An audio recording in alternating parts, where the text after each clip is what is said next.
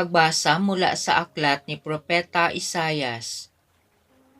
Nakatanaw ng isang malaking liwanag ang bayang malaunang nasa kadiliman, na manaag na ang liwanag sa mga taong namumuhay sa lupaing balot ng dilim. Iyong pinasigla ang kanilang pagdiriwang, dinagdagan mo ang kanilang tuwa, tulad ng mga tao sa panahon ng anihan, tulad ng mga taong naghahati ng nasamsam na kayamanan. Nilupig mo ang bansang umalipin sa iyong bayan, tulad ng pagkalupig sa hukbo ng Madyan. Binali mo ang panghambalos ng mga tagapagpahirap sa kanila, sapagkat ang panyapak ng mga mandirigma, ang lahat ng kasuotang tigmak sa dugo ay susunugin. Sapagkat ipinanganak para sa atin ang isang sanggol na lalaki. Ibinigay ang isang anak sa atin at siya ang mamamahala sa atin. Siya ang kahanga-hangang tagapayo, ang makapangyarihang Diyos, walang hanggang Ama, ang prinsipe ng kapayapaan.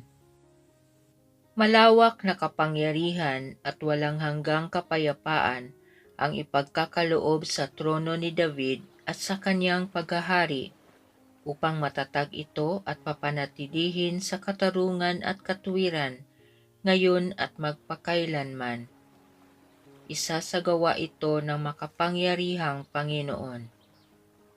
Ang salita ng Diyos.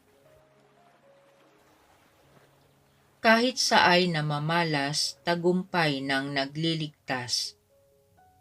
Umawit ng bagong awit at sa puon ay ialay, pagkat yaong ginawa niya ay kahanga-hangang tunay. Sa sariling lakas niya at taglay na kabanalan, walang hirap na natamo yaong hangad na tagumpay. Kahit saay namamalas, tagumpay ng nagliligtas. Ang tagumpay niyang ito'y siya na rin ang naghayag, sa harap ng mga bansay na hayag ang pagliligtas. Ang pangako sa Israel, lubos niyang tinutupad. Kahit saay namamalas, tagumpay ng nagliligtas. Tapat siya sa kanila at ang pag-ibig ay wagas. Ang tagumpay ng ating Diyos kahit saan ay namalas. Magkaingay na may galak yaong lahat sa daigdig. Ang puon ay buong galak na purihin sa pag-awit. Kahit saay namamalas, tagumpay ng nagliligtas.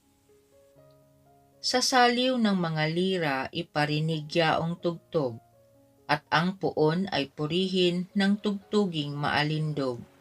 Tugtugin din ang trompeta, nakasaliw ang tambuli. Magkaingay sa harapan ng puon na ating hari. Kahit saay namamalas, tagumpay ng nagliligtas. Pagbasa mula sa sulat ni Apostol San Pablo sa mga taga-Efeso. Mga kapatid, magpasalamat tayo sa Diyos at Ama ng ating Panginoong Hesukristo. Pinagkalooban niya tayo ng lahat ng pagpapalang espiritual dahil sa ating pakikipag-isa kay Kristo. At sa atin ngang pakikipag-isang ito, hinirang na niya tayo bago pa nilikha ang sanlibutan upang maging banal at walang kapintasan sa harapan niya. Dahil sa pag-ibig ng Diyos, tayo'y kanyang itinalaga upang maging mga anak niya sa pamamagitan ni Hesukristo. Iyan ang kanyang layunin at kalooban. Purihin natin siya dahil sa kanyang kahanga-hangang pagkalinga sa atin sa pamamagitan ng kanyang minamahal na anak. Kaya nga, mula nang mabalitaan ko ang tungkol sa inyong pananalig sa Panginoong Hesus at ang inyong pag-ibig sa lahat ng hinirang, walang humpay ang pasasalamat ko sa Diyos para sa inyo. Inaalaala ko kayo sa aking pananalangin at hinihiling sa Diyos ng ating Panginoong Hesukristo, ang dakilang Ama, na pagkalooban niya kayo ng espiritu ng karunungan at ng tunay na pagkakilala sa Kanya. Naway liwanagan ng Diyos ang inyong mga isip upang malaman ninyo ang ating inaasahan sa Kanyang pagkatawag sa atin. Ito'y ang kaluwalhatiang inilaan niya sa Kanyang mga hinirang. Ang salita ng Diyos. Naging tao ang salita upang tanang maniwala ay Kanyang gawing dakila. Ang mabuting balita ng Panginoon ayon kay San Lucas. Taon-taon tuwing pista ng Paskwa, ang mga magulang ni Jesus ay pumupunta ng Jerusalem. At nang 12 taon na siya, pumaroon sila gaya ng dati nilang ginagawa. Pagkatapos ng pista, sila'y umuwi na. Nagpaiwan si Jesus sa Jerusalem, ngunit hindi ito napansin ng kanyang mga magulang. Sa pag-aakala ng isa na si Jesus ay kasama ng isa, nagpatuloy sila sa maghapong paglalakbay.